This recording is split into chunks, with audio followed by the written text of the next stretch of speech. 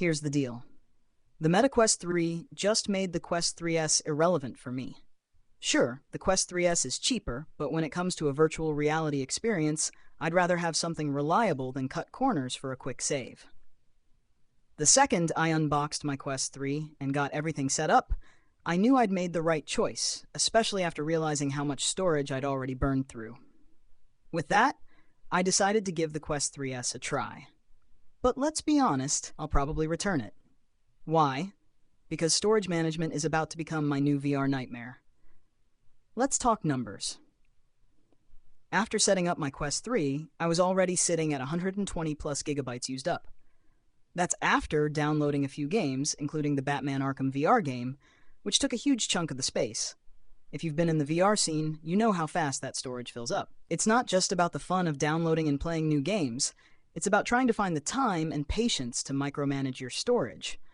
Something I struggled with on my old 64GB Quest 2. The Quest 3 gives me more room to breathe, but the thought of downgrading to the Quest 3S with even less storage just doesn't sit right. Now here's where the frustration comes in. The Meta Quest 3S and Quest 3 are pretty much identical when it comes to features, except for the price and storage. But you know what? The recent price cut on the Quest 3 makes it the obvious choice for me. I don't need to deal with storage headaches for the sake of saving a few bucks. With the Quest 3, you're still getting a solid device, and for a little extra cash, you get the breathing room you need to fully immerse yourself in games without having to constantly worry about what to delete next. Let me be real. I've dealt with this before. My 64GB Quest 2 was an absolute pain when it came to storage management. I'd download a few games, and boom, I was out of space. The constant cycle of, which game do I delete now, became the new normal. So, going for the Quest 3 felt like a no-brainer, especially after my first experience with limited space. It's not just about downloading the Batman Arkham VR game or some other big title, it's about planning ahead. Every new VR game seems to get more detailed, more immersive, and of course, bigger in size. I'm not about to spend half my VR time managing storage instead of actually playing. Here's where Meta might be trying to sway people with the Quest 3S. It's cheap. But for me, cheaper isn't always better when I'm dealing with virtual reality.